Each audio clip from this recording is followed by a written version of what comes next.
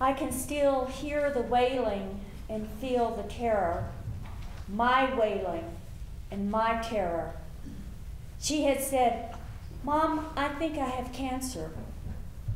How could that be?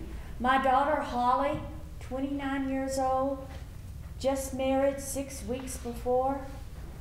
How could she have cancer? There was no cancer in my family or her father's. It wasn't possible. It had to be a mistake. But she said the doctor had double-checked, repeating the biopsies because he couldn't believe the results. Actually, the Pap had not been normal during her annual routine exam 2 weeks before her wedding. But the gynecologist had decided to wait until after Holly's wedding to do more testing, thinking that waiting 3 weeks would not be harmful. And he didn't want to spoil her plans for her dream wedding. It would be okay to wait, he thought. Now he was sure there was a malignancy in her cervix. He needed to see her in his office the next morning. "I'll be on the next flight to Dallas," I said. "I'll stay with you as long as you want me to." "But Mom," she said, "who will take care of your church? Who will preach for you?" "That's no problem," I told her. "They can carry on without me. I'll be there early in the morning in time for your appointment." I hung up the phone, made flight reservations, and called the necessary people to take care of our church. I said, "I don't know when I'll be back." They responded, "Don't worry about us. Just take care of Holly." They said they would be praying. In the 100-year-old Methodist church in Louisiana, I knew that the word would spread quickly.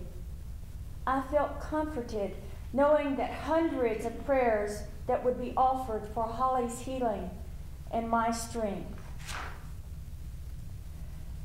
Holly and John met me at the Dallas-Fort Worth airport, and we drove straight to the gynecologist's office in Arlington. The three of us sat in front of the doctor's desk, tense, anxious, scared.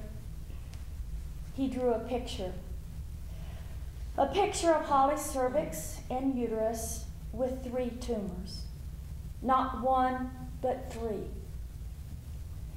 Pathology indicated they were all malignant. The doctor had already made an appointment for Holly with an oncological surgeon in Fort Worth. He would see her as soon as we could get there. An hour later, I was holding Holly's hand as she lay on the exam table.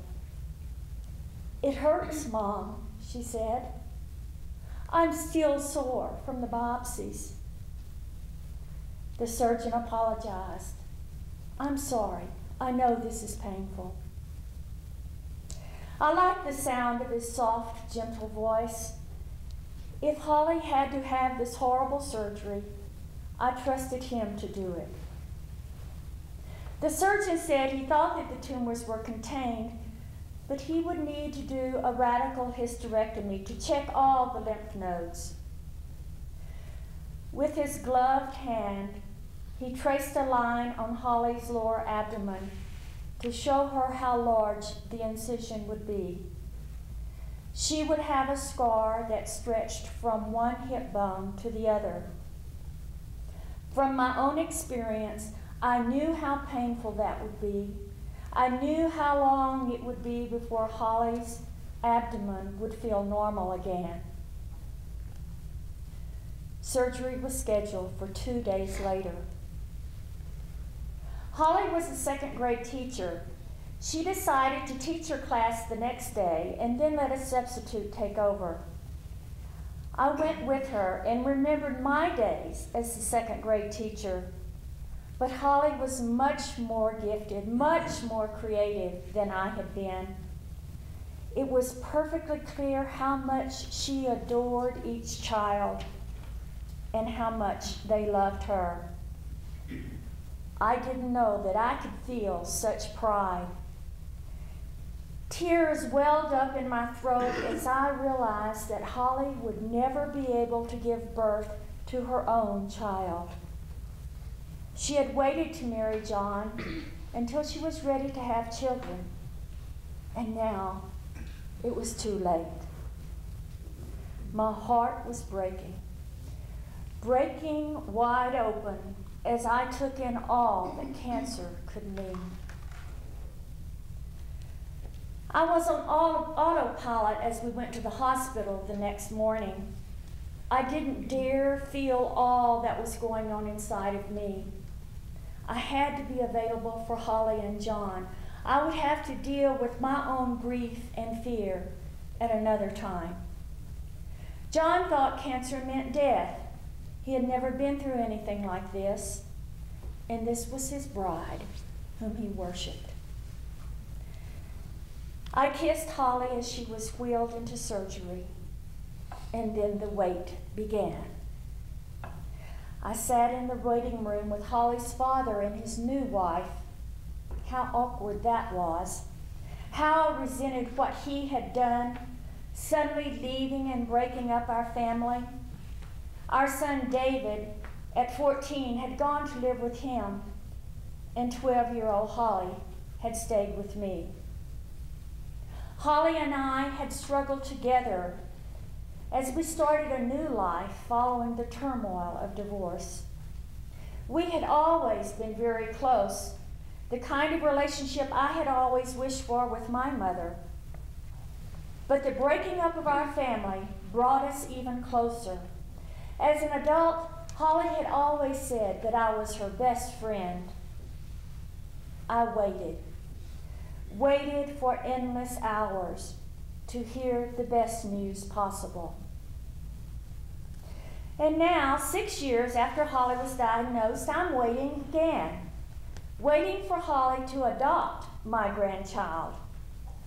Is this waiting anything like sitting in the waiting room during those long hours of Holly's surgery? 6 years ago, I was waiting for the moment when the surgeon would walk through the door and say, "She's fine. The lymph nodes are clean." "She's fine," he said, and I heard, "She's cancer-free. She's fine." That's what I heard. That's what I wanted to hear, what I needed to hear. And ever since that moment 6 years ago, I believe Holly's fine. There's no more cancer. The cancer's gone from her body. I can't even imagine how I would feel if the cancer came back. I don't want to think about that.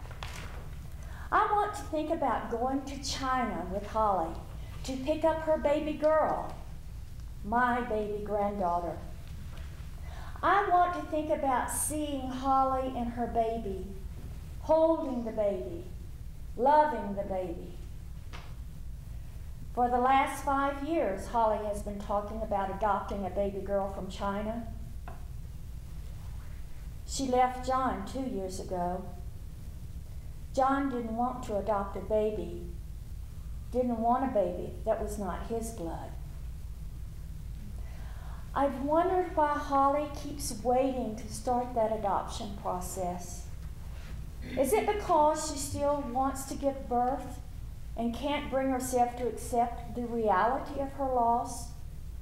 I wonder about her pain and her grief. Today, Holly is making a life for herself. She's buying a house with a room for a nursery and a backyard with big old oak trees. The house comes with a swing set already in place under the shade of the trees. She's moving into her new life with hope and expectation. And that life, as I see it, has no room for cancer.